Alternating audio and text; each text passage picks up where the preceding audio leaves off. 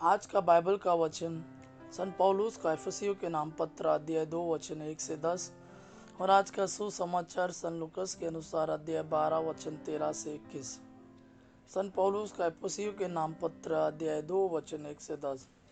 आप लोग अपने अपराधों और पापों के कारण मर गए थे, क्योंकि आपका आचरण पहले इस संसार की रीति के अनुकूल, आकाश में विचरने वाले अवदूतों के नायक के अनुकूल था, उस आत्मा के अनुकूल था जो अब तक ईश्वर के विरोधियों में क्रियाशील है। हम सभी पहले उन विरोधियों में सम्मिलित थे, जब हम अपनी वासनाओं के वशीभूत होकर अपने शरीर और मन की वासनाओं को तृप्त करते थे। हम दूसरों की तरह अपने स्वभाव के कारण ईश्वर के कोप के पात्र थे, परंतु ईश्वर की दया अपार है।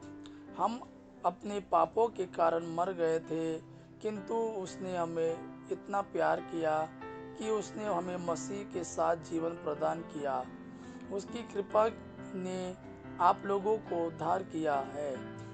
उसने ईसा मसीह के द्वारा हम लोगों को पुनर्जीवित किया और स्वर्ग में बिठाया। उसने हमको ईसा मसीह में जो दयालुता दिखाई, उसके द्वारा उसने आगामी युगों के लिए अपने अनुग्रह और असीम समृद्धि को प्रदर्शित किया। उसकी कृपा ने विश्वास द्वारा आप लोगों का उद्धार किया है। यह आपके किसी पुण्य का फल नहीं है, यह तो ईश्वर का वरदान है। यह आपके किसी कर्म का पुरस्कार नहीं, कहीं ऐसा न हो कि कोई उस पर गर्व करे। ईश्वर ने हमारी रचना की, उसने ईसा मसीह द्वारा हमारी सृष्टि की, जिससे हम पुण्य के कार्य करते रहे और उसी मार्ग पर चलते रहे जिसे ईश्वर ने हमारे लिए तैयार किया है। आज का सुसमाचार सन लूकस के अनुसार अध्याय 12 वचन 13 से 21। भीड़ में से किसी ने ईसा से कहा, गुरुवर, मेरे भाई से कहिए कि वह मेरे लिए पैतृक संपत्ति का बंटवारा कर दे। उन्होंने उससे उत्तर दिया, भाई, किसने मुझे तुम्हारा पंच या बंटवारा करने वाला नियुक्त किया? तब ईसा ने लोगों से कहा, सावधान रहो और हर प्रकार के लोभ से बचते रहो, क्योंकि किसी के पास कितना ही संपत्ति क्यों ना हो, उस संपत्ति से उसके जीवन की रक्षा नहीं होती। फिर ईसा ने उनको यह दृष्टांत सुनाया। किसी धनवान की जमीन में बहुत फसल हुई थी। वह अपने मन में इस प्रकार विचार करता रहा, मैं क्या करूं? मेरे यहाँ जगह नहीं रही जहाँ अपनी फसल रख दूं।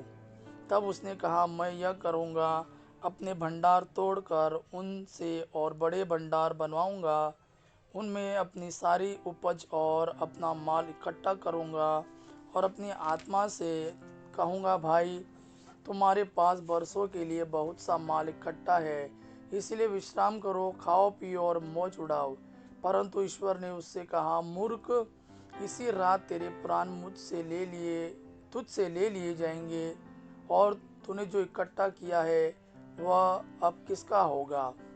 परंतु ईश्वर ने उससे कहा, मूर्ख, इसी रात तेरे प्राण तुझसे ले लिए जाएंगे और तूने जो इकट्ठा किया है वह अब किसका होगा?